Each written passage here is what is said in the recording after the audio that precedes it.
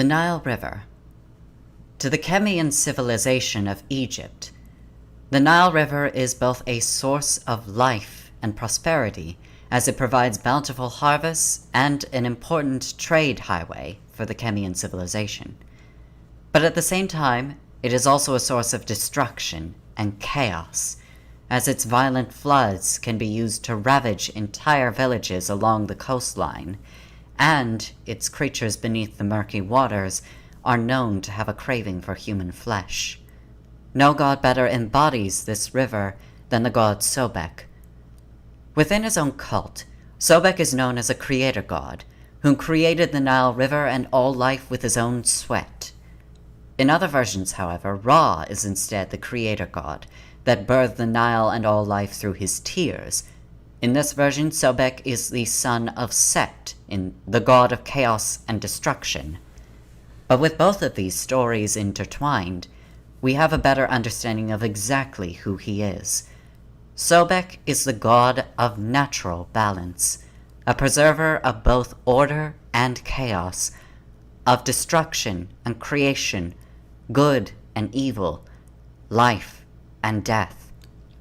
He plays the role of ruling his own kingdom beneath the waves of the Nile River. This Nile River is to be the in-between of the mortal realm and the realm of Duat, which is the Chemian version of the underworld, the afterlife of Chemians.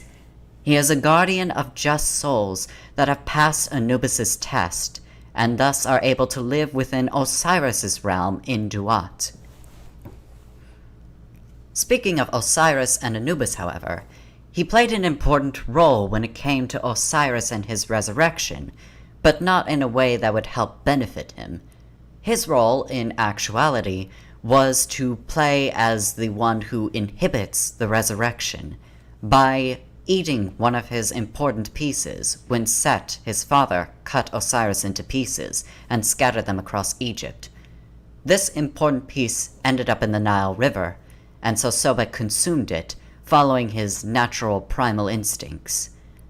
This, however, was an act that was punishable by the other gods, and so they enacted a punishment upon Sobek for consuming a piece of Osiris. In repayment for this, however, he acted in benevolence to Horus by offering his protection against his father Set during his battle in order to overthrow Set.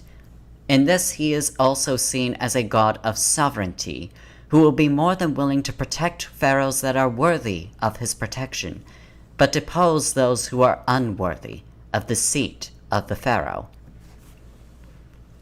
And so, because of this, the pharaoh honors both Horus but also Sobek. Sobek is honored in many temples, and by pharaohs, some of his children, the crocodiles, can be kept as pets. They are honored and jeweled as the incarnation of Sobek in the mortal realm. And, of course, the same is given at each and every temple of Sobek.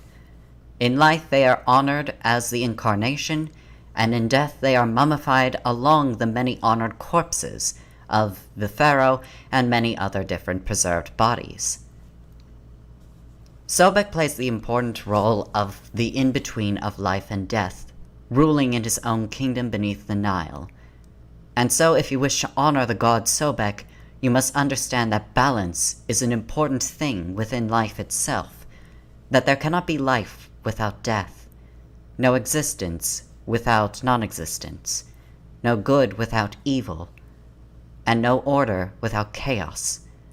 Sometimes there is an overbearance of order, and so chaos is needed to balance. But when there is too much chaos, order must be taken in order to preserve what is needed to maintain the society that we live in. Sobek is the balance between nature and civilization, a need to preserve life, but it also requires death. There is always a need for balance. Sobek will always work in order to preserve that balance, whether it be through benevolence or malevolence. It is always unpredictable, for there are two things that is always known about Sobek that is consistent with his character: that he will work within balance, but the most consistent thing about him is his inconsistency in how to preserve that balance. So always keep this in mind when you honor the god Sobek. For balance may be needed, but the inconsistency of how to do so, that must also be kept in mind.